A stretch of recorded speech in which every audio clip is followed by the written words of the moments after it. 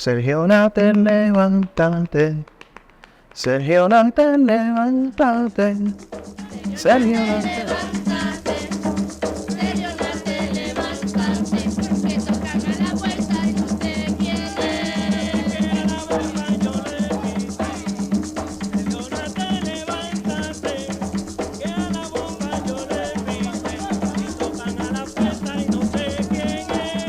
Mi nombre es Víctor Javier Emanueli Natter. Nací en Santurce, en San Juan, Puerto Rico, el 19 de julio de 1976.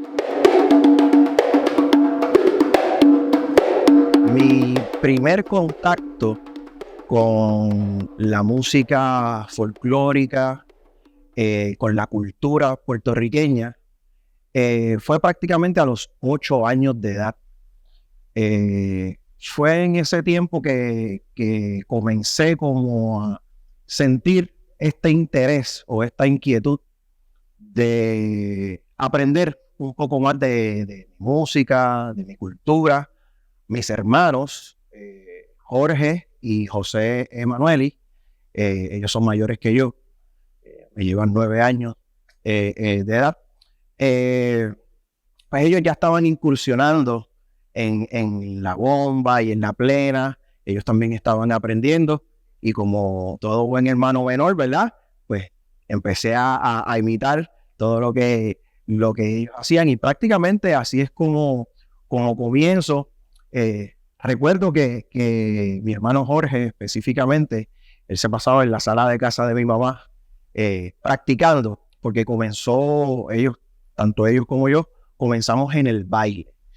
O sea, que no comenzamos en la percusión, ¿verdad? Tocando los tambores, sino que comenzamos en el baile. Entonces recuerdo que Jorge se pasaba practicando en la sala de la casa, y entonces yo lo vi un día dando vueltas, ¿verdad? Como haciendo pequeños pasos hacia atrás, dándole vuelta a la mesa del centro de la sala. Y entonces, ¿verdad? Él ve que yo lo estoy mirando y me dice, vente, Vitito, vente. A mí me dicen Vitito, muchas personas me conocen como Vitito, ¿verdad? Y dice, vente, Vitito, vente conmigo. Y empezamos a darle vueltas y vueltas y vueltas alrededor de la mesita. Luego, ¿verdad? Con el tiempo y cuando voy adquiriendo el conocimiento, pues me enteré que estaba haciendo una carrerita, lo que le llaman la carrera hacia atrás de bomba, ¿verdad? Del piquete que se hace de la carrerita, que ese es uno de los nombres que se usa para describir ese paso. Y prácticamente así es como comienzo. Luego pasan varios años, ¿verdad? Donde estoy aprendiendo el género y desarrollándome, y eventualmente pues llego a los tambores, ¿verdad? La música, estamos hablando de mediados de los 80, estamos hablando aproximadamente el año 1983, 1984 aproximadamente. Mis hermanos, de hecho, la manera, pienso que esta anécdota es también muy interesante para mencionar, y aunque tiene que ver un poquito más con mis hermanos, la manera en que mis hermanos llegan a la bomba es porque viene esta persona de Estados Unidos, me parece que de Nueva York, con una idea de que quería fusionar la bomba, el baile de la bomba, con el hip hop. ¿Ok? Esta persona tiene raíces puertorriqueñas, obviamente. Es un puertorriqueño prácticamente que está viviendo en Nueva York. Y entonces ya había comenzado también, comenzado a aprender y a desarrollarse aprendiendo la música folclórica puertorriqueña, o sea que ya tenía una base. Estaba estudiando con la familia Cepeda para ese tiempo, y entonces esta persona tocaba batería, tocaba los drums. Y pues no sé, por alguna razón en ese tiempo, en los 80, el hip hop prácticamente se estaba desarrollando, estaba empezando a crecer y a tomar auge en Nueva York. Y en Puerto Rico, aquí pues siempre nos han llegado las cosas por osmosis, ¿verdad? De Estados Unidos. Y entonces esta persona viene con esta idea, mira, yo quiero hacer este y tal o cual proyecto. Y cuando llega a Carolina, Puerto Rico, que es donde nosotros vivíamos, donde actualmente todavía vive mi señora madre, en Jardines de Country Club, en Carolina, pues su mamá también vivía en Jardines de Country Club. Y entonces cuando él llega aquí a Puerto Rico, dice, aquí hay alguien que baile electro boogie, breakdance, ¿verdad? Que eran dos de estas disciplinas dentro del hip hop, ¿verdad? De los estilos de baile que había. Entonces le dicen, sí, los gemelitos de Jardines, porque mis hermanos son gemelos, ¿ok? Los gemelitos de Jardines. Y entonces así es como mi hermano prácticamente hace contacto por primera vez directo con el género de la bomba. Obviamente, pues, tal vez lo habíamos escuchado, habíamos visto una cosita aquí, una cosita allá, pero no teníamos una relación directa con el género. Hasta ese punto, y específicamente mi hermano Jorge, contactan a mi hermano Jorge, que era el director del crew, del grupo. Entonces, un dato interesante era que Jorge era el que hacía electro boogie, que es todos los movimientos acá, y José era el que hacía el breakdancing, que era más en el piso. Entonces, pues esta persona parece que le interesaba más el asunto del electro boogie, ¿verdad?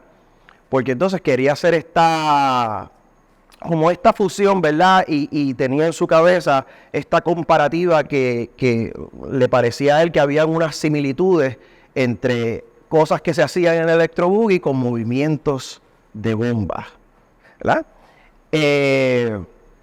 Y entonces así es como comienzan prácticamente, y entonces ahí mi hermano Jorge empieza cada vez a tener más y más interés en el género. Y para mencionar quién es la persona no es otra sino Ángel Luis Reyes, que Ángel Luis Reyes es una personalidad del género de la bomba, director en ese tiempo, eventualmente, ¿verdad? Después de haberse llegado a Puerto Rico y establecerse aquí, director del grupo Agüey Baná. Y el grupo Agüey Baná fue un grupo que prácticamente se formó de estudiantes de escuela superior en ese momento, dentro de los cuales estaban mis hermanos y muchos otros compañeros del género. Y Agüey Baná fue la primera agrupación en la cual mis hermanos participaron. Yo no participé activamente del grupo porque yo era apenas un niño, tenía 8 años, pero estaba aprendiendo así por osmosis, ¿verdad? Viendo, imitando, escuchando todo lo que decían, ¿verdad? La experiencia de cada cual fue un poquito diferente de mis hermanos y la mía, obviamente por esa diferencia de edad que teníamos. Yo tenía 8 años, pues ellos ya eran adolescentes, ¿verdad? Y tenían unas libertades también, ellos podían salir, ir a sitios, yo no, yo dependía de papi y de mami, ¿verdad? Para hacer las cosas. Así es como nosotros prácticamente comenzamos, incursionamos en el género de la bomba, de la plena y la cultura en general. Yo te diría que todo fue ese proceso de yo comenzar, aprender, desarrollarme y transicionar a las diferentes disciplinas de la bomba. Pasó de manera muy orgánica, pero a la misma vez estructurada. Porque de la manera en que nosotros aprendimos, tanto mis hermanos como yo, pienso que es un asunto genético, ¿verdad? Somos personas como bien estructuradas, somos un poco perfeccionistas, por así decirlo, y cuando vamos a aprender algo, queremos aprenderlo bien. Y queremos aprenderlo con sistema y conociendo todo, no de manera superficial. Y así eran mis hermanos, así soy yo, y así lo aprendimos. Y cabe mencionar también que en ese tiempo, una de las principales escuelas, y cuando digo escuela no me refiero a una estructura, sino a esta filosofía de pensamiento en términos del género, principales era la familia Cepeda, la escuela de don Rafael Cepeda, y toda su familia, sus hijos, Caridad Brenes de Cepeda, su esposa, ¿verdad? Y todos sus hijos, desde Modesto, Jesús, Petra, toda la familia. Y esa era la escuela que nosotros seguíamos, y las primeras personas que nosotros comenzamos a emular dentro del género fue la familia Cepeda. Y don Rafael Cepeda tenía un sistema y era muy estructurado y muy sistemático con cómo él le enseñaba a su familia, a sus hijos, o personas que eventualmente formaban parte del grupo, que no eran muchas personas fuera de la familia, eran muy escogidos esas personas, probablemente personas que eran vecinos, amistades de la comunidad, muy allegados a ellos, a la familia. O sea que prácticamente eran personas que ellos prácticamente consideraban familia también. Y esas personas pues llegaron a formar parte de la agrupación, la familia Cepeda, que eso es importante mencionarlo, ¿verdad? Porque a veces hablamos de la familia Cepeda y hay que ser específico en cuando se está hablando de la familia como tal, y de cuando se está hablando de la agrupación que se llamaba la familia Cepeda. Y entonces en muchas ocasiones no se hace la distinción. Ah, sí, la familia Cepeda, sí, ellos son la familia Cepeda, pero el grupo se llama la familia Cepeda. Y entonces hay una distinción entre una cosa y otra porque está ese elemento orgánico, ¿verdad? De lo que era la práctica orgánica, comunitaria, familiar, del género, y otra cosa son las agrupaciones. Y entonces en muchas ocasiones, claro que intersecta una cosa con la otra, pero son dos cosas diferentes. La práctica comunitaria, familiar, porque sabemos que en la historia de la bomba hay una cuestión de ese linaje, ¿verdad? Y de esa ancestralidad del género que va pasando de generación en generación a través de las familias, de muchas familias, y por eso escuchamos hablar a veces, estos apellidos de estas familias que fueron importantes en el género, porque así es como el género va pasando de generación en generación. Pero hay una distinción entre una cosa y la otra, ¿verdad? Lo que era la familia, ellos como familia como tal, y la agrupación llamada la familia Cepeda. Pero esa fue como toda esa primera perspectiva, ese ABC de la bomba, ese 1, 2, 3 de la bomba y de la plena también, fue la estructura y el sistema de la familia Cepeda, y era muy estricto. Don Rafael Cepeda era muy estricto en la manera en que enseñaba. Entonces todo era gradual. Sí, empieza por aquí, hazte un corito ahí, apréndete un paso básico. ¿Entiendes? Era como, yo quiero tocar. Sí, no te apures, que vas a tocar en algún momento. No, yo quiero tocar el tambor. Coge la maraca. Y pasaba tiempo. ¿Qué tiempo? El tiempo necesario para que tú dominaras la disciplina, el instrumento, lo que fuera que se estuviera enseñando, para entonces pasar al próximo paso. Y así mismo fue que yo me crié y me desarrollé, ¿verdad? Porque eso era lo que estábamos viendo, lo que estábamos imitando, lo que estábamos emulando. Ese asunto específico de cómo llegar o pasar al próximo nivel, ¿verdad? Número uno, como dije, pues la transición fue orgánica y a la misma vez sistemática y estructurada, ¿verdad? Como fui pasando de una disciplina a la otra. Pero entonces ya después que tú tienes unas bases, pues entonces, si eres una persona, como dije anteriormente, tal vez un poco perfeccionista y prestas atención al detalle y no quieres aprender las cosas de manera superficial, sino que quieres aprender con profundidad lo que estás haciendo, entender a cabalidad lo que estás haciendo y lo que estás aprendiendo, pues quieres ir al próximo nivel. Tú quieres ir al próximo nivel. Okay.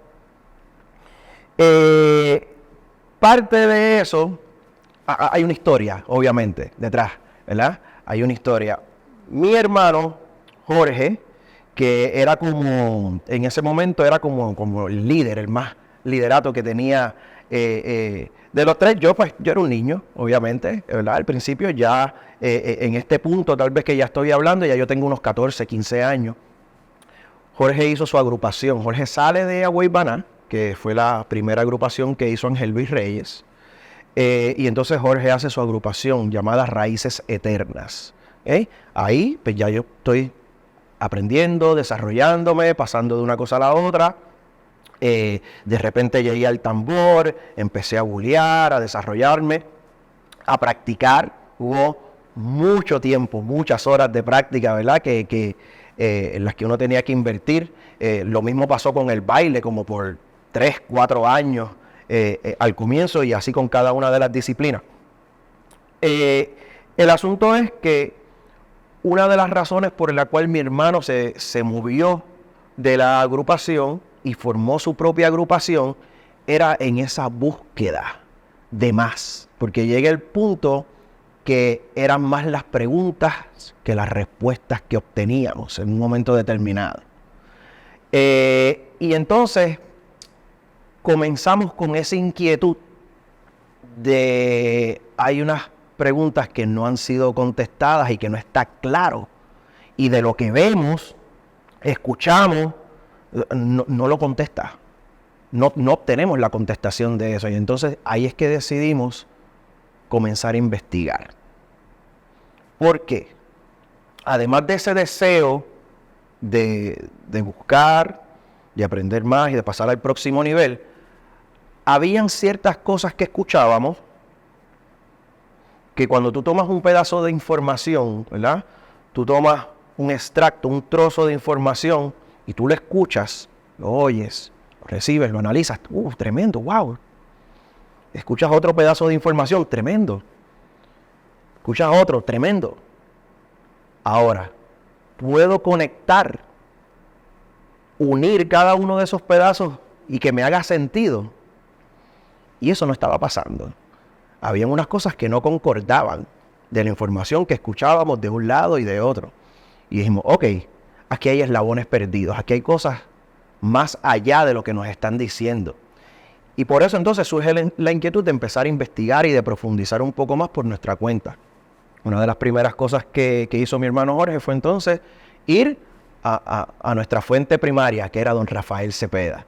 Y entonces entrevistarlo ya a él personalmente, uno a uno, para hacerle unas preguntas. No recibir la información a través de segundas, terceras personas, que a su vez están aprendiendo también y están desarrollándose ellos, ¿verdad? Ellos obviamente no tienen todas las contestaciones, y nosotros éramos bien preguntones, ¿verdad? Porque nos interesaba continuar desarrollándonos.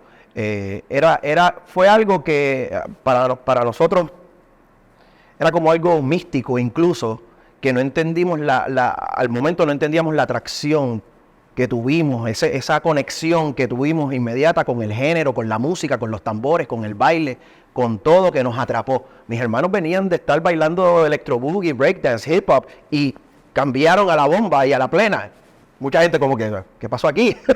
¿Verdad? Cuando no hay como ningún tipo de referencia anterior para que eso ocurra, ¿verdad? Hubo esa conexión y empezamos a buscar. Entonces empezamos a entrevistar, y entre esas personas don Rafael Cepeda. Y para hacer una historia muy larga, más corta, pues básicamente don Rafa está cantando, ¿verdad?, algunas canciones, algunos seises de bomba, ¿verdad?, que era como se refería a muchos de los ritmos, ¿verdad?, y de las vertientes del canto. Hoy en día solamente se hablan de ritmos, ¿verdad?, y de canciones. No se usa tanto la terminología seis de bomba o seises de bomba, ¿verdad? En algunas regiones se utilizaba la terminología sones de bomba. Pues el asunto es que don Rafael está cantando canciones a mi hermano, y dentro de las canciones le canta una canción que dice: Sergio Natter, levántate, Sergio Natter, levántate, Sergio Natter, levántate, te tocan a la puerta y no sé quién es, ¿verdad? Y era un yuwa: Sergio Natter, levántate, Sergio Natter, levántate, Sergio Natter, levántate, te tocan a la puerta y no sé quién es, ¿verdad? Entonces mi hermano como que mirando curioso, y con Rafa, ¿y quién era Sergio Natter? Mira, pues Sergio Natter era uno de mis santos, era uno de estos maestros de los cuales yo aprendí de ellos junto con Andrés Laguer, Dominguito Negrón, que son nombres y personalidades del género de la bomba, reconocidas, nuestros ancestros y antecesores, ¿verdad? Practicantes del género de la bomba específicamente. ¿Dónde vivía Sergio Natter? Él vivía aquí, en la calle Calma, porque en ese momento don Rafa y la familia pues vivían en Santurce, ahí en Playita, cerca del sector Playita, en Santurce. Vivía en la calle Calma. Sergio Natter era tremendo tocador de tambor primo. Y cuando Sergio tocaba en su casa, practicando, de la Calma se escuchaban los repiques de él hasta la calle Progreso. Pues le pregunto, porque mi segundo apellido es Natter. Bueno, y entonces eso queda ahí. Mi hermano llega a la casa. Mami, ¿quién era Sergio Natter? Sergio Natter, mi abuelo. ¿Y dónde vivía Sergio? Allí en la calle Carmen Santurce. Ok, estamos hablando de la misma persona. Eso fue 4 o 5 años después de ya nosotros llevar en el género, aprendiendo y desarrollándonos, que descubrimos que nuestro bisabuelo era un gran tocador de bomba. Entonces, ahí fue que acabamos de entender la conexión, ¿verdad? Hay muchos refranes, el que lo hereda no lo hurta, y está en la sangre y todo ese tipo de cosas, ¿verdad? Que prueban entonces esa conexión, ¿verdad? Y nos dimos cuenta de por qué era que teníamos esa conexión con el género sin saberlo. Y ahí continuamos con nuestras investigaciones. Encontramos incluso más de nuestros antepasados. El papá de Sergio, Gregorio Natter, fue esclavo de la hacienda Natter en Vega Baja. Entonces ahí tenemos mucha información solo en eso que acabo de decir, porque el que conoce un poquito de la historia, los esclavizados tomaban el apellido, se les daba el apellido de sus amos o dueños, ¿verdad? O sea que en teoría, Gregorio, incluso los nombres que le ponen son nombres que ellos determinan cuál es su nombre. Gregorio Natter es el nombre que se le da al papá de Sergio, que era esclavizado en la hacienda Natter. En teoría, ese no es su nombre en propiedad. Y hasta ahí es que llegamos en el asunto, ¿verdad?, de nuestra genealogía, y todavía seguimos buscando a ver si podemos encontrar y llegar más atrás. Pero hay unas limitaciones de documentación, porque mucha de la documentación existente, recuerda que en ese tiempo el que documentaba era la persona que estaba en el poder, era el opresor, no era el oprimido. Y la información que ellos documentaban era la información que a ellos les interesaba documentar para sus propósitos específicos. No tenía absolutamente nada que ver con la mentalidad que, por ejemplo, tenemos nosotros hoy día de, tenemos que documentar para pasar esto para generaciones futuras, para rescatar esta tradición, este género, este legado. Ellos no estaban viendo eso de esa manera para nada. Entonces, pues cuando uno va a la historia, siempre digo esto, ¿verdad?, en mis charlas y en las conferencias, que aún la información documentada hay que cogerla con pinzas, precisamente por esto, porque la información documentada que existe fue documentada por el opresor con un propósito específico, que en ocasiones era sencillamente llevar unos récords, unas bitácoras de sí, esto, aquello, algo un poco de historia alrededor del asunto, de lo que ellos veían conforme a su perspectiva, que eso era lo otro.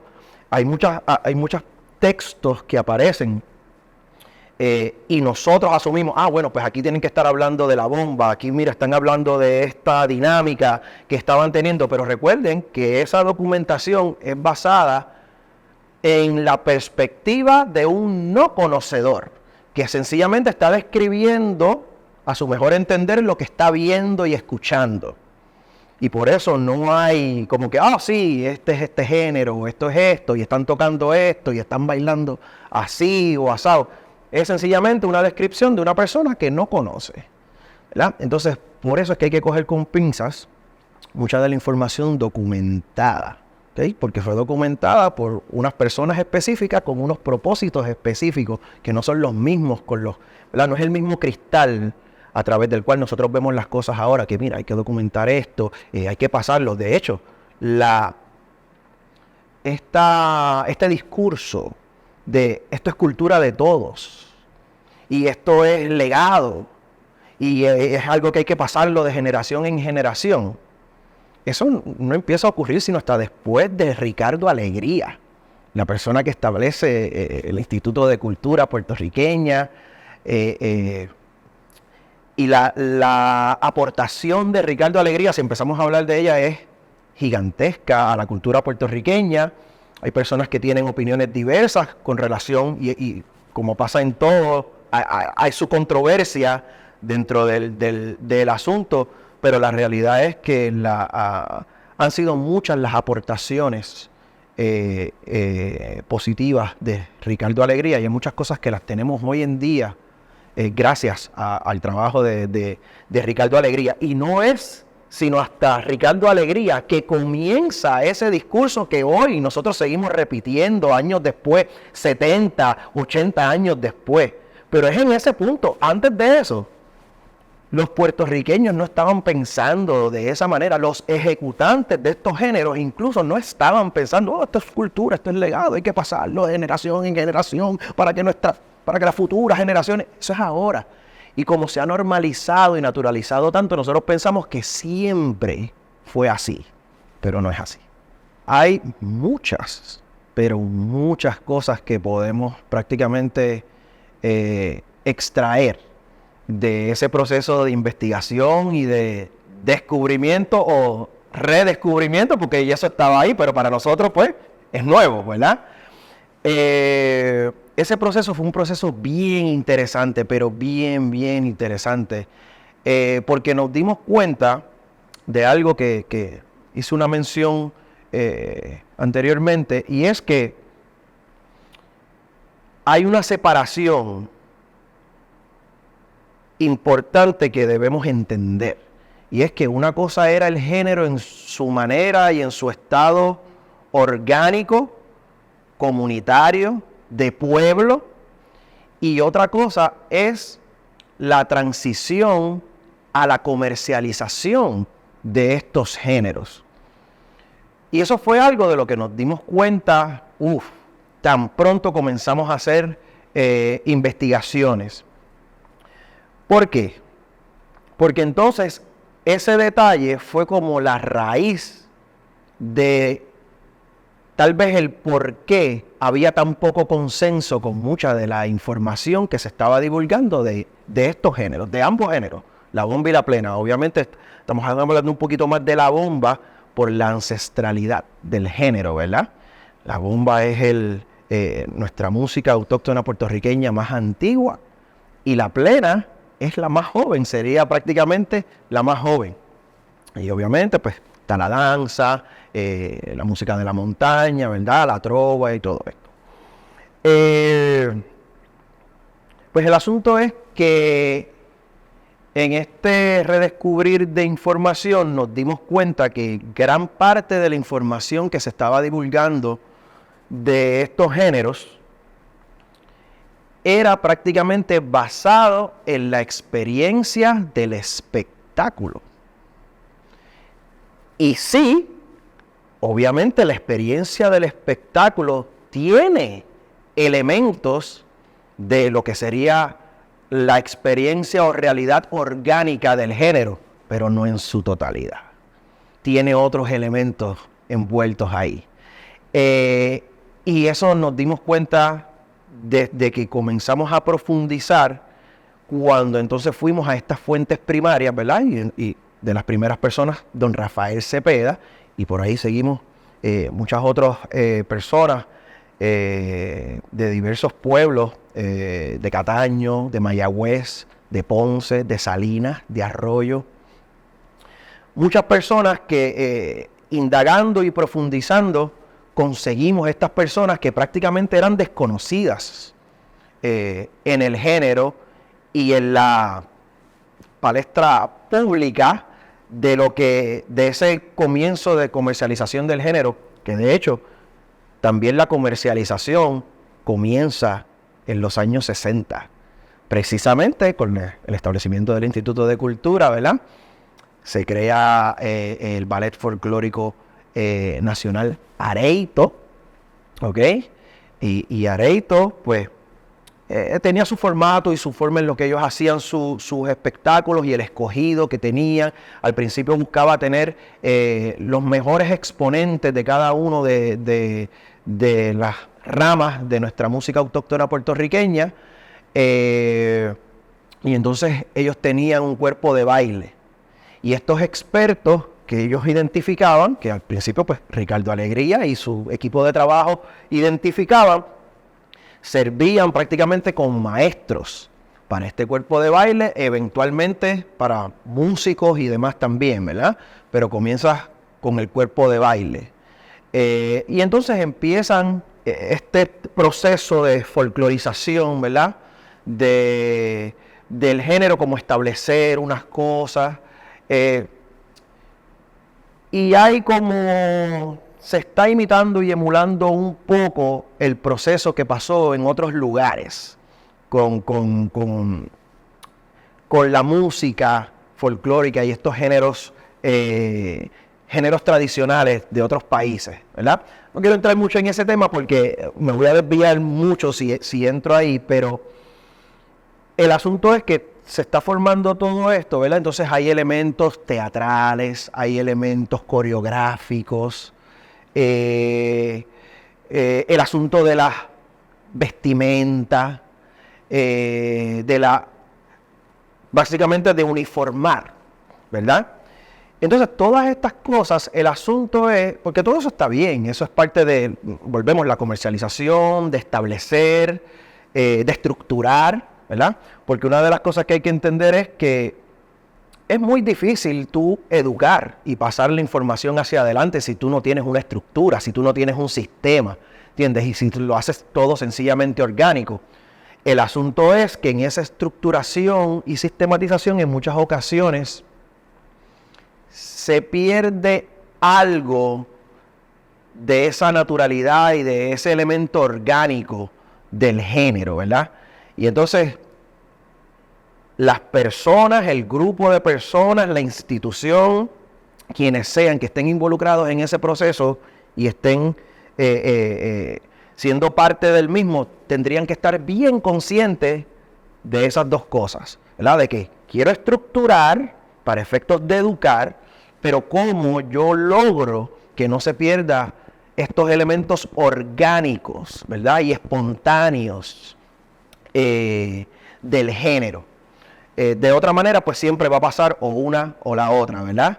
O lo hago tan orgánico que no tiene estructura y se me va a hacer un poco más difícil para pasarlo hacia adelante, o lo hago tan estructurado que pierde esos elementos orgánicos.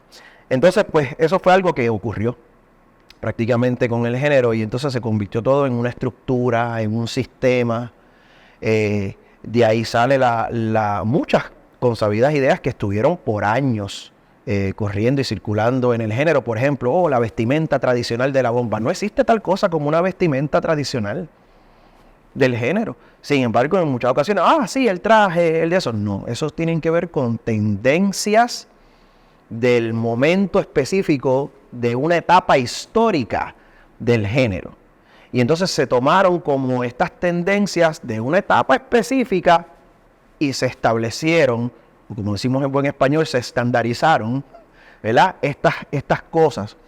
Un género que data de 300 a 400 años de historia, es muy difícil tú decirme a mí, ok, esta es la vestimenta tradicional del género, ¿sí?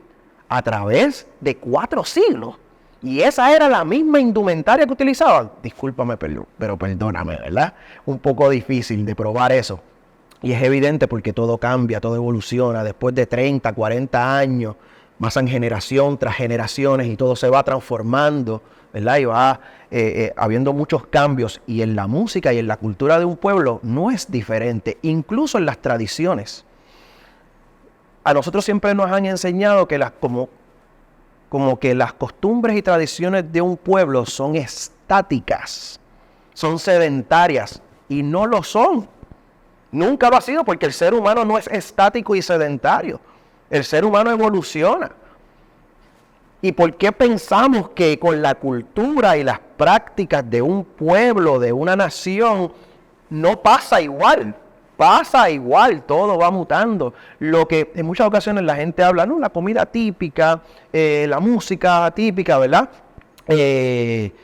Algo que es típico es que ocurre consistentemente en bases diarias o frecuentemente, ¿verdad? Entonces, si yo digo, la comida típica de Puerto Rico es el arroz con habichuela y chuleta, por dar un ejemplo. O vamos, el consabido arroz con gandules y lechón, ¿verdad? Ok, pues eso quiere decir que lo más que el puertorriqueño consume típicamente en bases diarias o frecuentemente es arroz con gandules y lechón. Y si tú comes más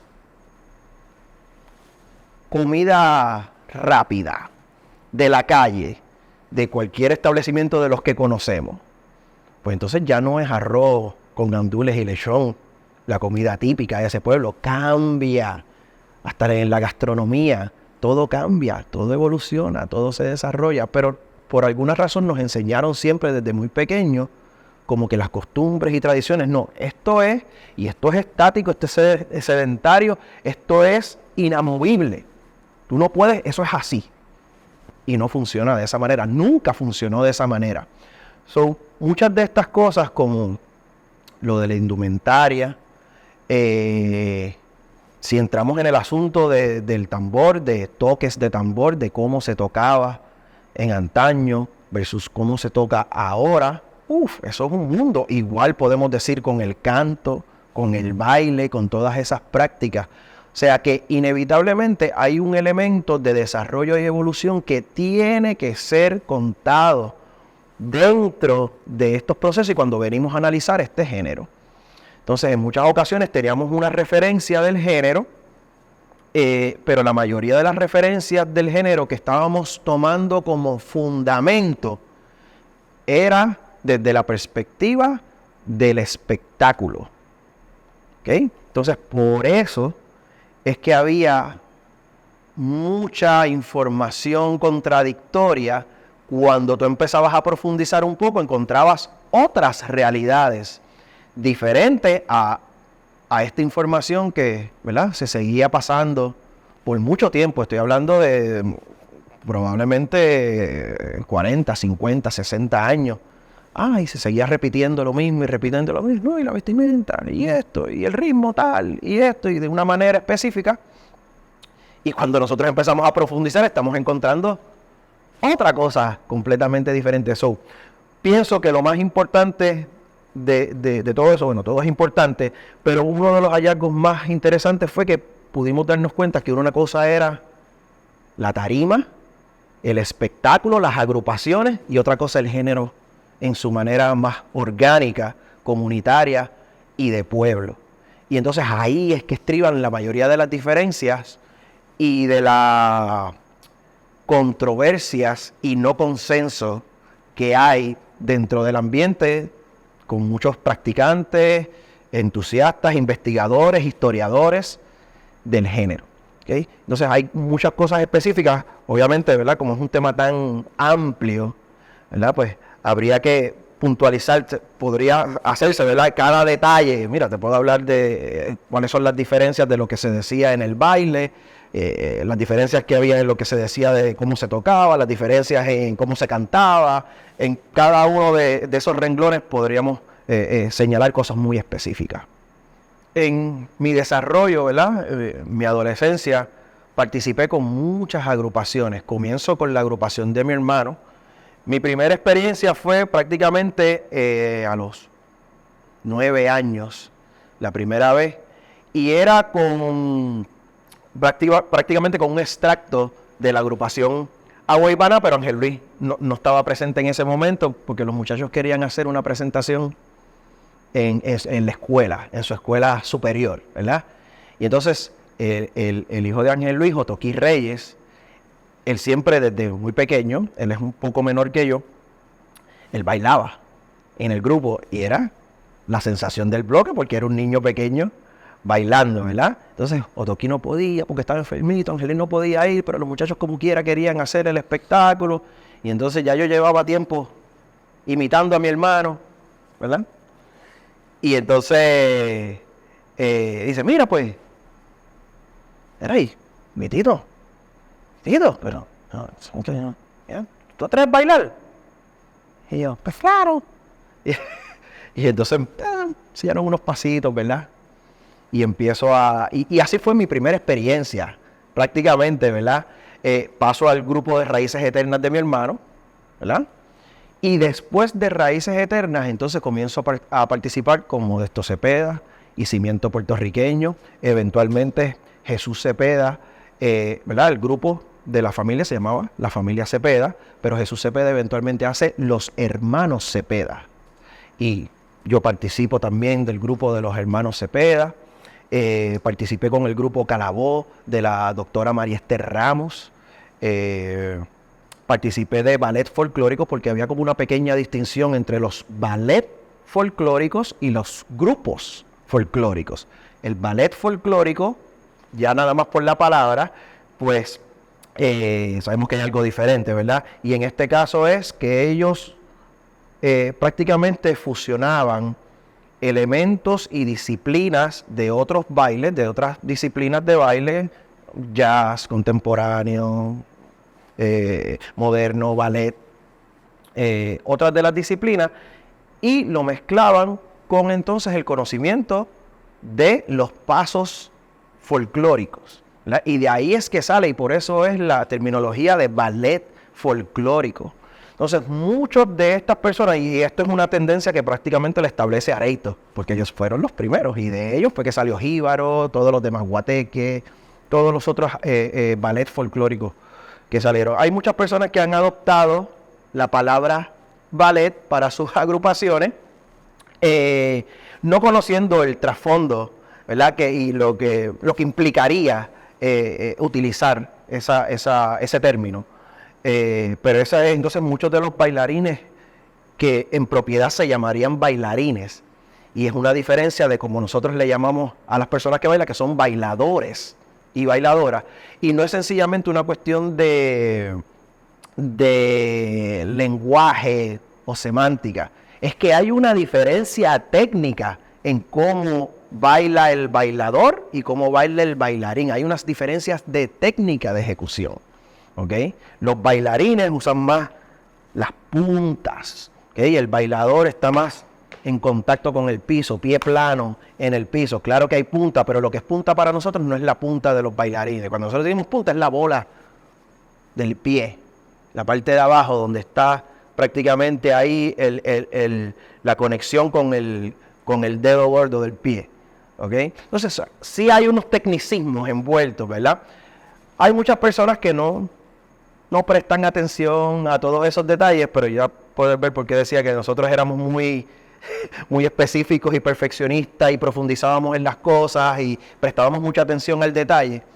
Y lo digo porque al sol de hoy vas a encontrar muchos ejecutantes de años que usan otras terminologías que yo, por ejemplo, no las utilizo, porque sé que hay unas diferencias técnicas en el asunto. Yo nunca me vas a escuchar diciéndole a un bailador o una bailadora bailarín, nunca, porque el bailarín es pues el que baila en ballet, que baila moderno, el que conoce otras técnicas de baile.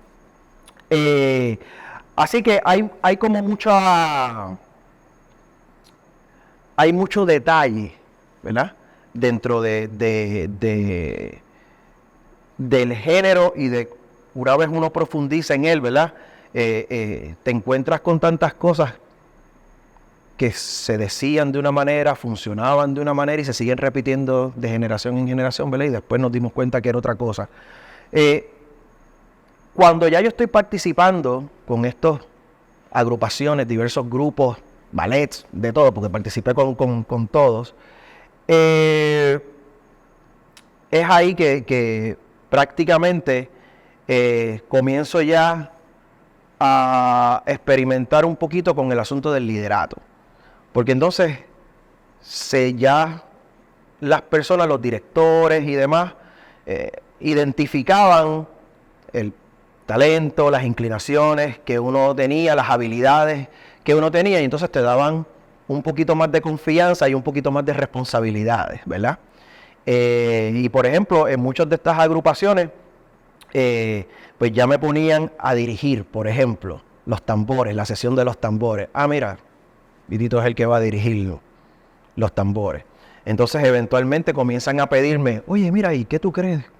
¿Cómo hacemos esto aquí? ¿Qué ritmo podemos usar? ¿Tú crees que tú puedas hacer como algún tipo de cortecito ahí para eso? Ah, pues sí. Entonces ya empiezo con la parte creativa del asunto, ¿verdad? Y así prácticamente es como comienzo a desarrollarme, ¿verdad?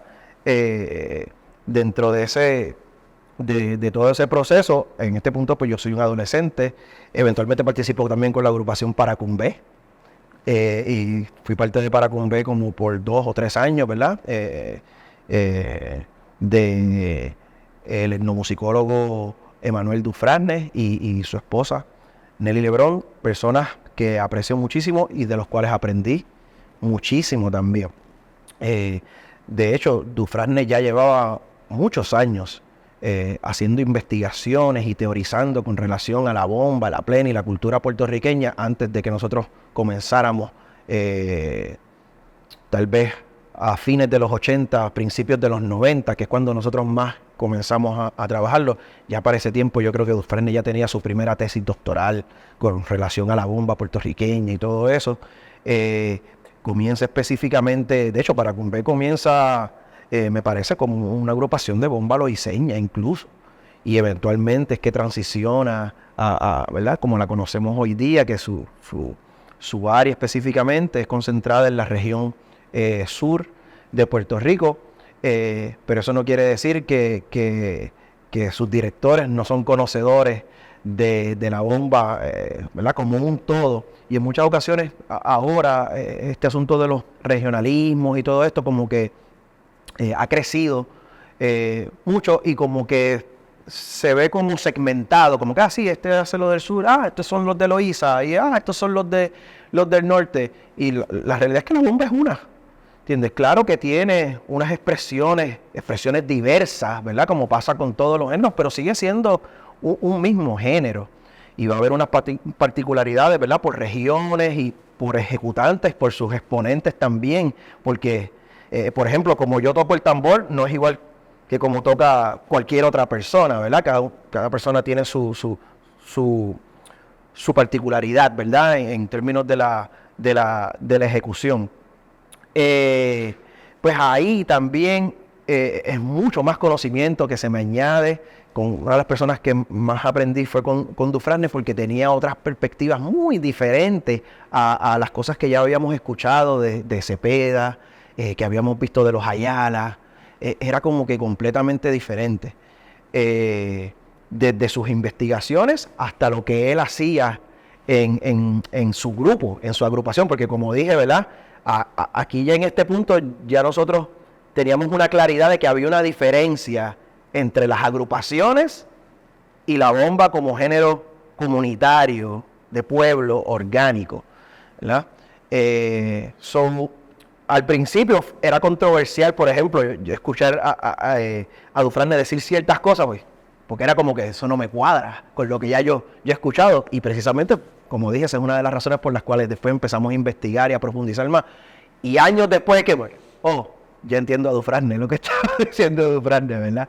Es un proceso largo, súper interesante, en el cual fue muy enriquecedor para mí, ¿verdad? Todo ese proceso. Y es de esta manera prácticamente que empiezo como ya a incursionar en la cuestión creativa del género, ¿verdad? Hasta que eventualmente llego a hacer mi propia agrupación, pero eso es muchos años después. Luego mi hermano José, porque mi hermano Jorge hizo su agrupación Raíces Eternas, eso fue como aproximadamente, yo diría en el año 88, 89 aproximadamente, Ya para como 10 años después, entonces mi hermano José, su gemelo José, hace el bombazo de Puerto Rico, que esa es otra historia más, ¿verdad? En donde tanto mi familia, mis hermanos, en este caso mis hermanos y yo, formamos parte yo diría, de ese proceso de desarrollo y evolución del género como tal. Ha sido algo que para mí, etapas que marcaron una diferencia. Etapas que marcaron una diferencia en el género, un antes y un después, prácticamente. De hecho, la agrupación es prácticamente la agrupación responsable por la cual el término, la terminología bombazo, se quedó en el género como esta palabra o término que describe, ¿verdad?, la reunión de los bomberos y bomberas para tocar, cantar y bailar, que antes no existía una palabra específica. Se utilizaban las terminologías, vamos para la bomba. Hay en unas investigaciones que hicimos en Mayagüez, pero hay cosas, como siempre digo, que hay que cogerlas con pinza porque la investigación, hay una estructura y hay unos sistemas para tú, ¿verdad?, validar una información, y no puede ser sencillamente una fuente, ¿verdad? Tiene que haber más fuentes validando esa misma información. Pero encontramos un retazo de información bien interesante, y fue de este caballero, que ahora mismo se me escapa el nombre, que nos mencionó que en algún momento pues ellos utilizaban la palabra tambuye para describir la reunión de bombas, ¿okay? Y sabemos que ahora está el taller tambuye de María Torres, ¿verdad?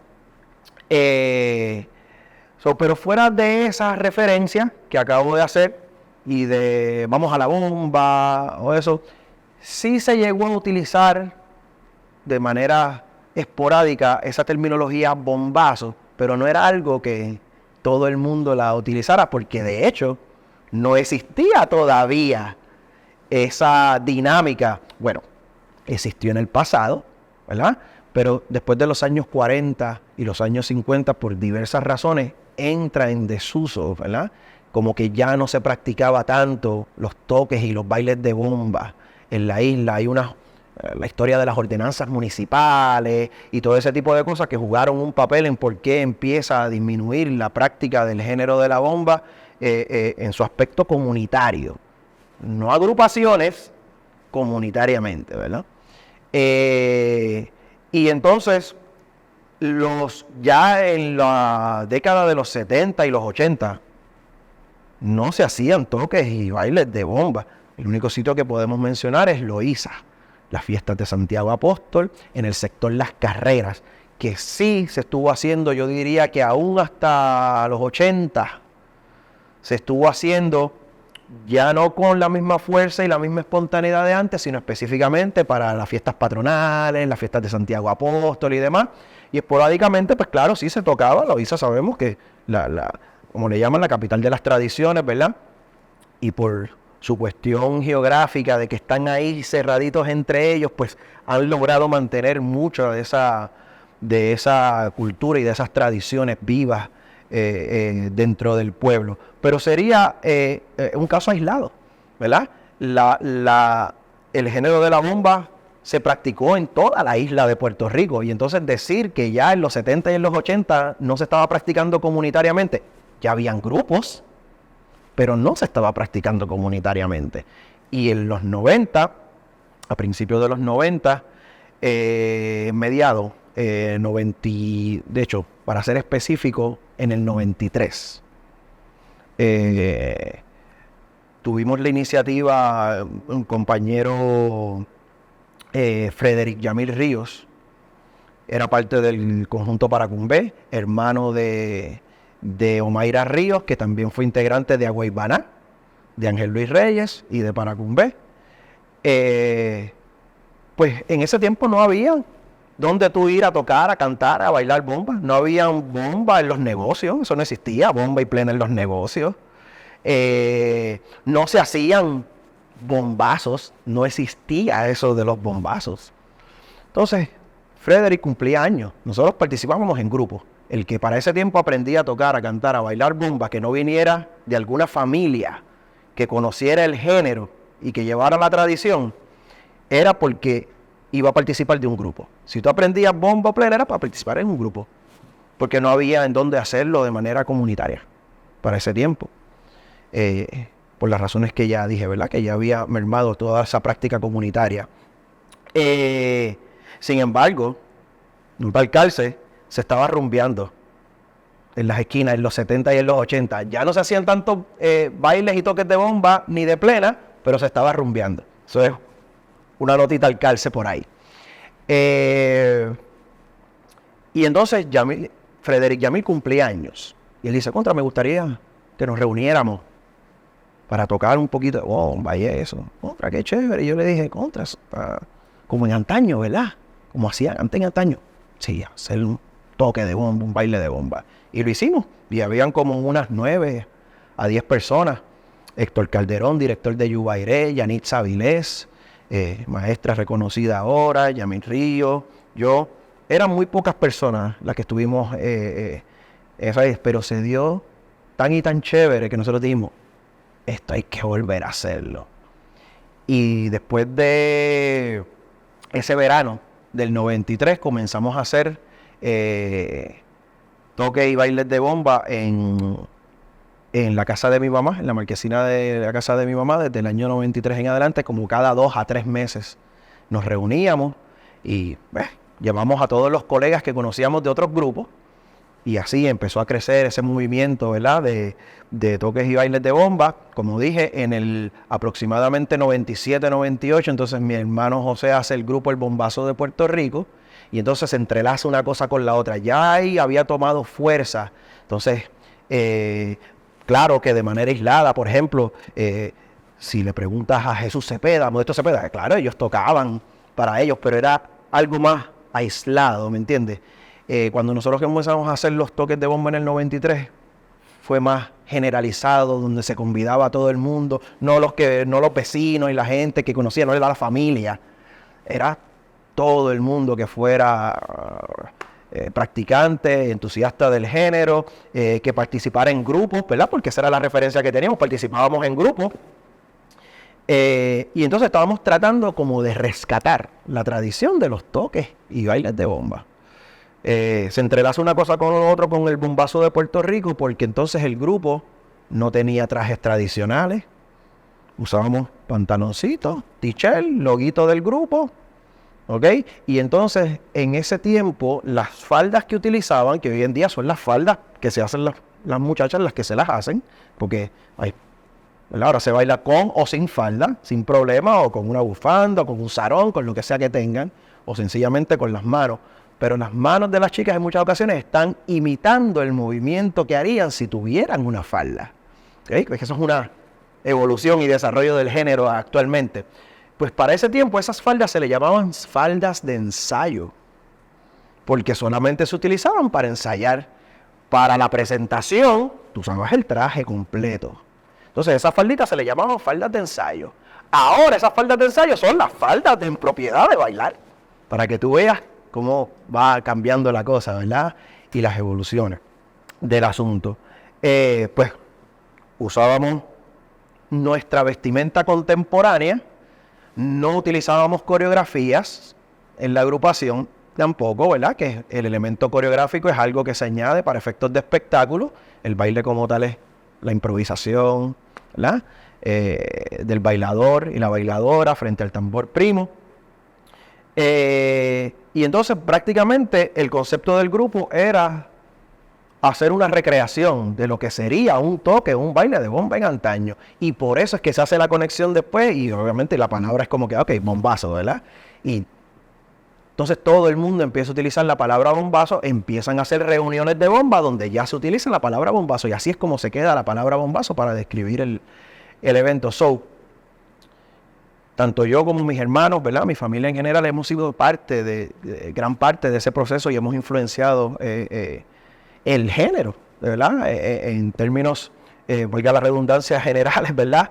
De muchas cosas, y hemos sido partícipes de cómo el género ha ido cambiando, evolucionando, pero a la misma vez tomando en consideración los fundamentos que hemos aprendido a través de esa investigación. Y así es como, ¿verdad?, casamos una cosa con la otra, la fusionamos, y esa es mi filosofía. Yo básicamente tomo todo eso porque comenzamos siendo, como quien dice, puristas. Estábamos buscando, no, cómo era esa raíz. Yo quiero saber exactamente cómo era esa raíz, ¿verdad? Eventualmente, según encontramos hasta donde pudimos llegar en la historia, ¿verdad? Pues hay unas limitaciones, obviamente, ¿verdad? Por esa falta de documentación. Muchas de las personas que vivieron esos tiempos de esos bailes de bomba comunitarios y todo eso, esas personas habían muerto. Hace 35 años atrás todavía estaban vivos, o sea que nosotros tuvimos contactos con esas fuentes primarias que ya hoy en día no están con nosotros. Pero aprendimos mucho y recogimos mucho de eso. Eventualmente, en mi caso particular, y sé que también probablemente mis hermanos dirían algo parecido, hubo un momento que entonces hubo un cambio, hubo un switch, ¿verdad? De, ok, este es el fundamento, esto es lo más que hemos encontrado de cómo era esa tradición originalmente, ¿verdad? Y ahora, ¿entiendes? Ok, ¿qué hacemos? Seguimos haciendo, ¿verdad? Como decía, que en muchas ocasiones nos han enseñado, no, esto es así, tienes que hacerlo como lo hacían antes, ¿tú entiendes? Pero entonces yo empecé a ver otros países, otras músicas, cómo iban evolucionando a través del tiempo. La rumba, la salsa, el merengue. Con relación al tambor, o los tambores, tanto tambor de bomba como los tambores de plena, ¿verdad? Ambos, recuerdo que para ese tiempo, hablándote de los 80 y los 90, no habían tantos artesanos en ese tiempo de tambores, ni de plena, ni de bombas. Sin embargo, habían ya conocidos artesanos de timba, de bongo, ¿verdad? Y de otros instrumentos, además de las grandes, ¿verdad?, las grandes compañías, ¿verdad?, que manufacturaban estos instrumentos. Pero en ese tiempo yo te diría que no había muchos, obviamente. De las primeras personas que conocí fue el maestro Iván Dávila, Papo del Valle, Ángel del Valle, conocido como Papo del Valle, y el maestro Jesús Cepeda, como, ¿verdad?, artesanos de tambores de bomba y de panderos de plena. De hecho, estas dos piezas que tengo aquí precisamente, este es mi primer barril. Este fue el primer barril que yo tuve alguna vez y fue hecho por Papo, el Papo del Valle.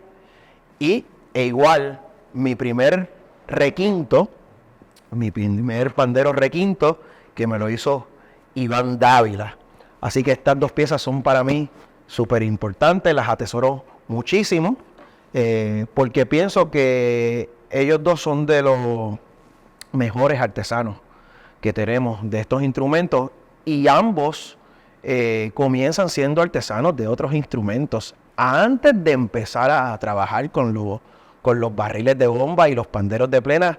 Ya ambos hacían timbas y otros instrumentos, y eventualmente es que entonces comienzan a aprender y a hacer sus investigaciones, ¿verdad?, con relación a estos instrumentos y a la manufacturación de ellos, ¿verdad?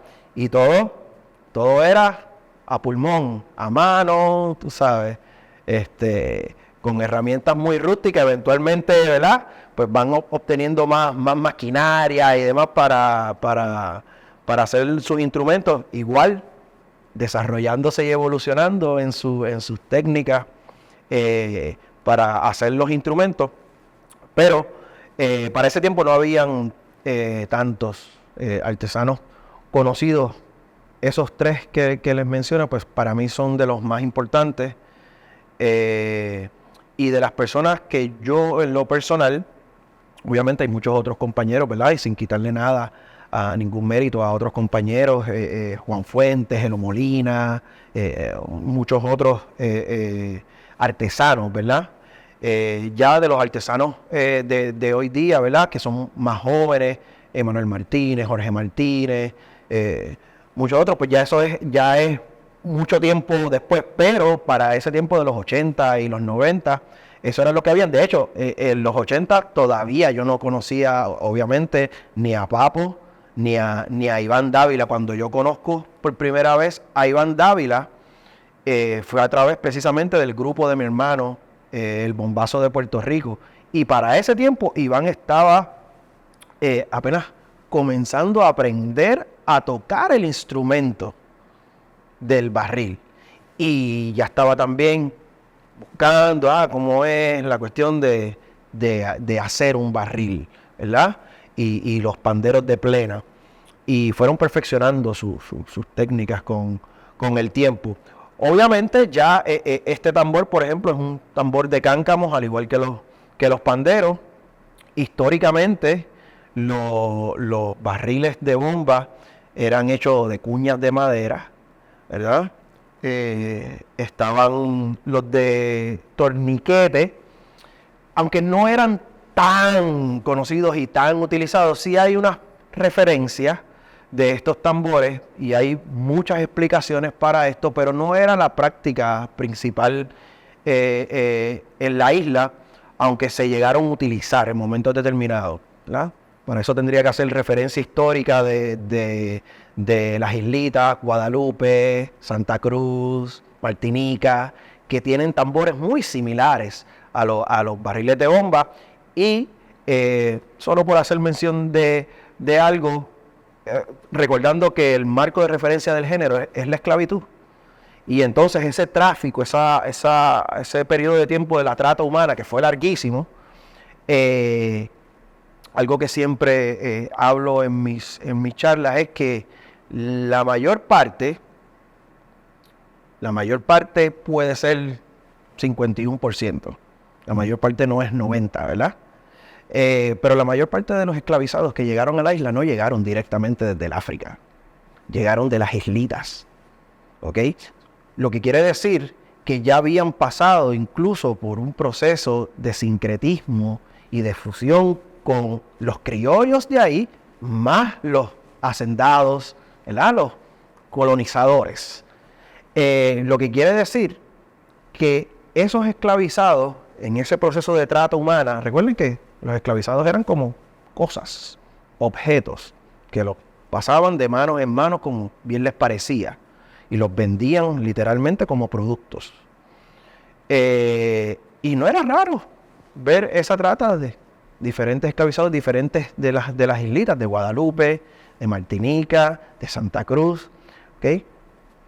Y esos esclavizados que llevaban aquí ya eran hijos, nietos, bisnietos y tataranietos de los que trajeron directamente del África. Lo que quiere decir que era un esclavizado totalmente diferente a ese primer esclavizado. ¿Y por qué eso es importante decirlo y saberlo? Porque cambia todo el contexto de mucha de la narrativa que se ha dicho en muchas ocasiones y se pasa, vuelvo de generación en generación diciendo unas cosas que cuando lo analizas en profundidad no hacen sentido. Pero bueno, voy a dejar ese tema ahí, ¿verdad? Porque si no sigo profundizando para ese lado. Pero el asunto es que, por ejemplo, esa es una de las razones por las que habían tambores de torniquete. Aquí también, porque en esas islitas sí se utilizaban muchísimo esos tambores de torniquete. Estaban también eventualmente después de la revolución industrial, ¿verdad? Entonces es que llegan los cáncamos, los tornillos. En el sur se usaban los tornillos largos también, ¿verdad?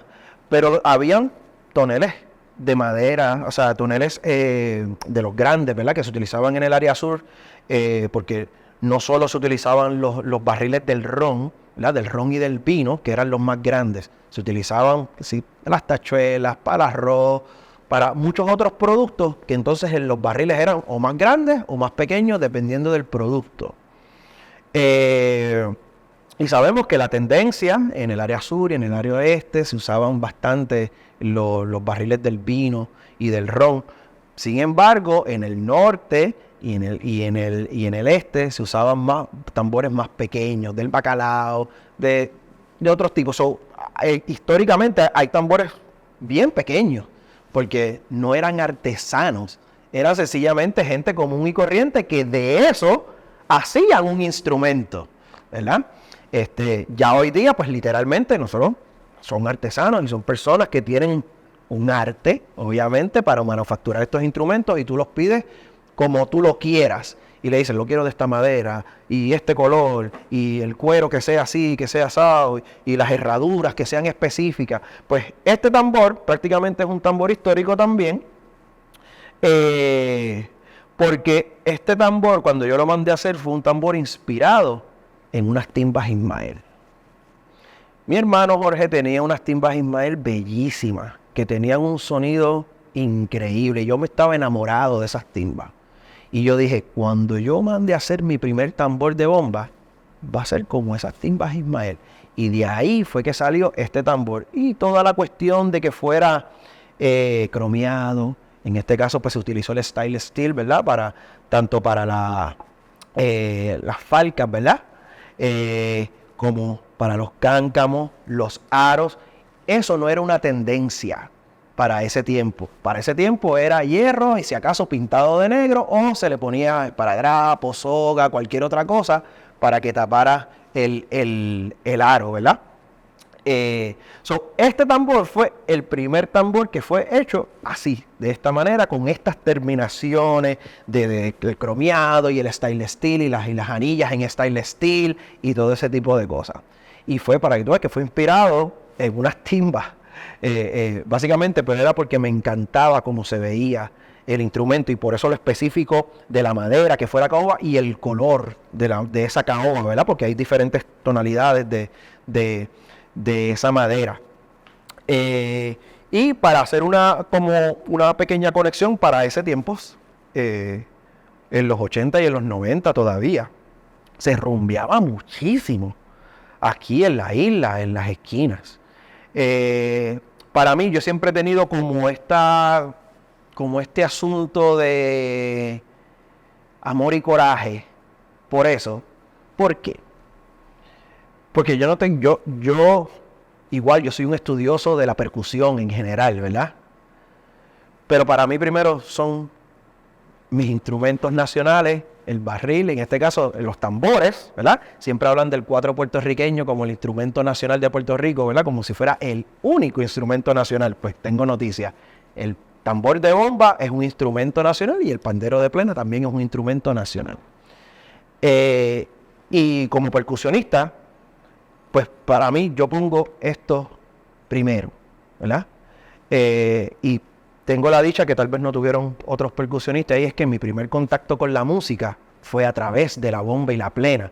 Hay muchos otros músicos y percusionistas en específico que tal vez empezaron tocando salsa, tocando merengue, tocando batería, tal vez empezaron tocando conga, bongo, timbal o batería, ¿verdad? Que con esos instrumentos por lo regular se tocan otros géneros, ¿verdad? Sabemos la cuestión de que en la isla, pues, nunca se ha fomentado tanto la enseñanza y la educación de nuestra música, de nuestra cultura, de conocer todas estas cosas, tampoco en el aspecto musical. O sea, si mencionamos cualquier institución, ¿verdad? De la isla, no tienen cursos y currículos especializados en la música de nosotros. La tocan por encimita en los diferentes, ¿verdad?, cursos y esos que dan en estas instituciones, pero no tienen unos cursos dedicados específicamente para enseñar todo esto, y la información y el conocimiento está, y la gente está. Pues sabemos que hay muchas otras cosas envueltas, ¿verdad? Por lo cual eso no ocurre. Y uno, pues, lo que te decía, ¿verdad?, de este sentimiento de amor y coraje a la misma vez, es porque hubo una sustitución de lo de nosotros por lo de otro país. Fantástico, es un país hermano, igual nos encanta la salsa, nos encanta la rumba, chévere, pero esa no es nuestra música autóctona. Y yo no tendría ningún problema si primero, trabajamos con lo de nosotros, vamos a trabajar con lo de nosotros. ¿Conocen lo de nosotros? Sí. ¿Lo conoces bien? A profundidad. Estudia todo lo que tú quieras ahora, aprende todo lo que tú quieras, toca todo lo que tú quieras. Pero vamos a darle primero la prioridad a nosotros. Eso es como darle el mejor pedazo de carne al de afuera y no a tus hijos. Esa es prácticamente la analogía, pero en ese tiempo se tocaba muchísimas rumbas en las esquinas, en los negocios, en los liquor stores, ¿verdad? En las barras y demás en las esquinas. Se tocaba mucho y en mi adolescencia, yo dediqué gran parte de mi adolescencia, ya desde los 15, 16 años, a aprender también del género de la rumba. Igual de meticuloso de como aprendí la bomba y la plena y continué desarrollándome, ¿verdad? Después en otros géneros y otros instrumentos, pues así mismito hice con la rumba profundizando. Nunca he sido ese tipo de persona que aprende algo de manera superficial. Siempre era como que no, yo quiero entender claramente lo que está ocurriendo ahí. Esa es la historia básicamente de mi primer barril y de mi primer pandero que me lo hizo Iván Dávila. Este barril es inspirado en las famosas timbas Ismael. Y entonces digo el asunto de que fue el primer barril que se hizo con estas terminaciones, porque ahora todos los barriles, mucha gente lo hacen así. De hecho, al barril le decían el Gucci cuando salió este barril a la calle, porque nadie nunca había visto un barril con esas terminaciones así. Y todo el mundo, wow, el barril Gucci de Vitito. Y de ahí en adelante, pues muchas personas pues empezaron a hacer tambores muy parecidos a ese tambor. Pero haciendo esa coyuntura, ¿verdad? Con esta cuestión de la rumba en la isla, que se tocaba muchísimo, tenemos grandes exponentes de la rumba y conocedores de la música cubana en Puerto Rico, y esa es una de las razones por la cual en Puerto Rico hay gran influencia de la música cubana, a tal punto que se ha entrelazado con la puertorriqueña y la gente no sabe separar y diferenciar una cosa de la otra. Y aquí te estoy hablando bien técnico de cosas musicales. Yo puedo hacer una distinción muy clara de lo que puede ser un repique de rumba y lo que podría ser un repique de bomba. ¿Okay? Y también hay repiques que funcionan de manera universal, pero es porque tienen unas características musicales específicamente, como muy específicas musicalmente, ¿verdad? Por lo regular, patrones repetitivos que pisan un sitio específico de la pulsación, o hasta elementos de clave, de dirección de clave, que son cosas más técnicas musicales. Pero como estudié desde tan pequeño la idiosincrasia de estos tambores, cuando fui a estudiar la rumba y podía ver claramente las diferencias. Es que aquí es esto. Es que la bomba es más tiempo fuerte, la rumba es más tiempo débil, las acentuaciones. Entonces hay unas características. Es que por lo regular se acentúa más en el segundo compás de la clave. En la bomba acentuamos más en el primer compás de la clave. O sea que son cosas que son completamente opuestas, aunque pensamos por alguna razón, y digo los músicos y percusionistas en general, que es lo mismo. No es lo mismo. Sí hay unas cuantas similitudes, pero la realidad es que en términos de la improvisación, ¿verdad? Porque no estoy hablando específicamente de los ritmos. Los ritmos bases son unas cosas, igual tienen otras tendencias también. Pero específicamente de lo que le da esta identidad, que es el lenguaje de improvisación fuera del ritmo, hay unas diferencias muy marcadas. Y por alguna razón, bueno, yo sé cuál es la razón. Por esa influencia, por la gran influencia musical cubana que hay en la isla, y porque la primera referencia de muchos de los percusionistas fue primero una timba, que un barril o un pandero, tienden a pasar el conocimiento que tienen de ese fundamento cubano a esto. Porque es percusión, es lo mismo, somos caribeños y somos, es todo lo mismo. También tengo mi issue con es todo lo mismo y somos caribeños. Sí, somos caribeños, somos eso, pero seguimos siendo puertorriqueños con una identidad Y esa identidad también es importante dentro, ¿verdad?, del espectro más amplio, ¿verdad?, del Caribe. Pero los cubanos nunca han dejado de ser cubanos porque son caribeños, ¿me entiendes? Ni los dominicanos tampoco, pero entonces los puertorriqueños sí somos bien dados a dejar de ser puertorriqueños porque somos Caribe. Yo tengo ¿verdad?, mi perspectiva muy particular en cuanto a eso y no me parece lo correcto esa visión, no por que no querer ser caribeño, sino porque quiero que se le dé la importancia debida a nuestra idiosincrasia musical puertorriqueña y cultural en general, pero musicalmente hablando, que es lo que yo hago, lo que he hecho desde los 8 años, a este punto pues ya son casi 40 años, o sea que yo he dedicado mi vida entera prácticamente a estudiar esta música y a seguir desarrollándola y evolucionándola. So, ese asunto es bien importante, hacer esa separación, ¿verdad? Igual que dije anteriormente, esa separación de agrupaciones y bomba comunitaria, pues en esto también hay que hacer esta separación de fundamento musical cubano y fundamento musical puertorriqueño. Y si los aprendes los dos, vas a ver que hay unas diferencias muy claras entre uno y otro. Siempre se pueden hacer cosas, se pueden hacer fusiones, tú puedes mezclar, tú puedes inventar lo que tú quieras, pero sabiendo lo que estás haciendo y conociendo cada uno de los elementos que tú estás fusionando y mezclando, debes conocerlos a cabalidad y a profundidad, y entonces esa fusión va a ser excelente. Con relación a tal vez cuál debe ser nuestro acercamiento a nuestra música tradicional puertorriqueña, nuestra música autóctona puertorriqueña, la filosofía que yo básicamente he adoptado es que la raíz y el fundamento pueden coexistir perfectamente con el desarrollo y la evolución, contrario a lo que muchas personas dicen o piensan.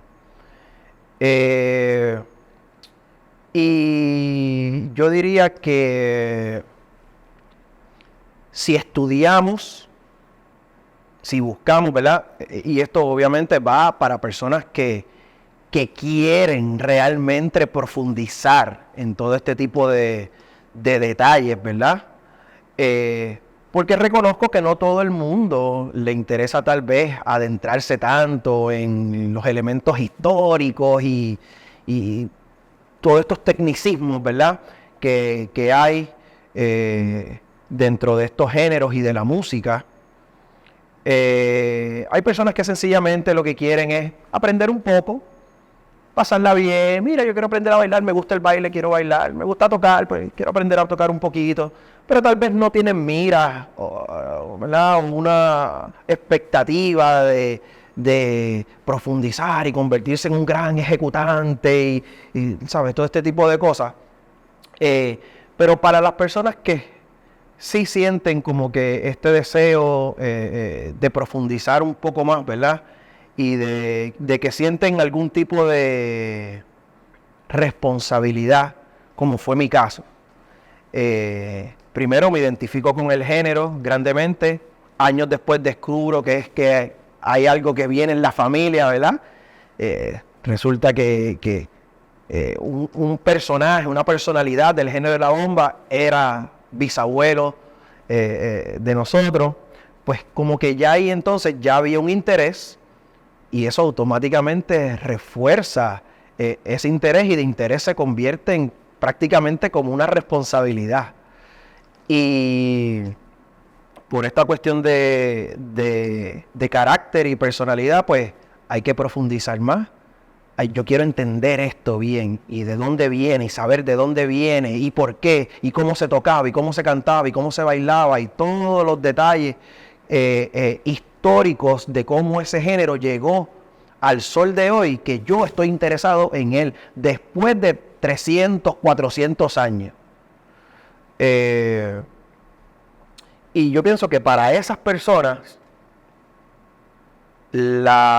mi consejo principal sería: estudien, busquen, analicen, vayan más allá de sencillamente lo que le dicen. ¿Por qué? Porque De hecho, así fue como nosotros logramos profundizar un poco más. Todo lo cuestionábamos. Eso para muchas personas puede ser un poco molestoso, pero debemos cuestionar y debemos analizar las cosas un poco más allá, ¿verdad? Y tenemos un cerebro con unos propósitos para usarlo nosotros mismos, ¿verdad? Y no sencillamente recibir una información, darla por sentado y seguimos y la repetimos como el papagayo, como decimos, ¿verdad? Estudie, busque, profundice.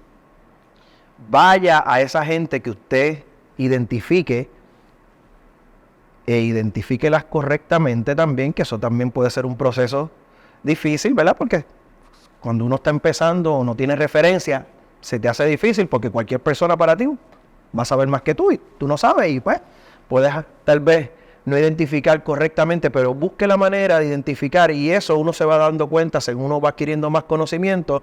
Ah, mira, sí, yo pensaba que esto era esto, pero ahora me doy cuenta que no era tanto, pero es. Entonces te vas por acá.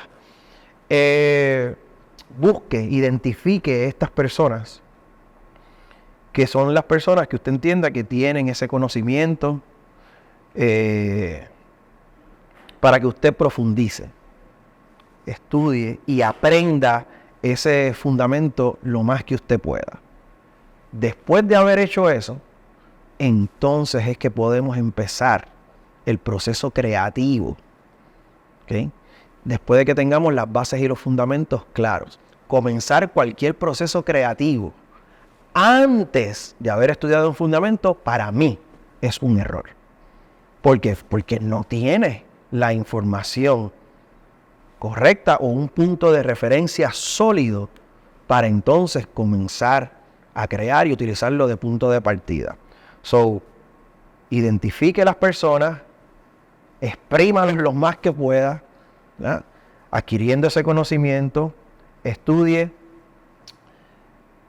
va a llegar a sus propias conclusiones en el proceso. Como decimos nosotros, no se case con nadie. Usted busque, aprenda de todo el mundo, escuche a todo el mundo y usted va a ir llegando a sus propias conclusiones según se vaya añadiendo la información. Y eventualmente comenzar entonces a desarrollar más el género. ¿Por qué desarrollar el género? Número uno, porque todo evoluciona. Contigo, sintigo, con aquel, con el otro, va a pasar, va a ocurrir. ¿Okay? Porque el ser humano es dinámico. Y todo lo que tiene que ver con nosotros es dinámico. Y va a cambiar. No importa si tú quieres, lo entiendes, no lo entiendes, te gusta o no te gusta. Eso va a ocurrir. Pues yo pienso que lo ideal sería entonces, ya que como quiera va a ocurrir, sé parte del proceso, intenta de afectar positivamente a ese proceso.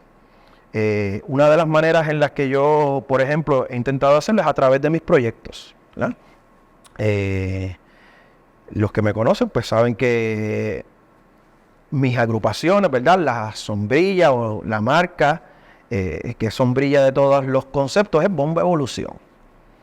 Precisamente por esto que estoy hablando.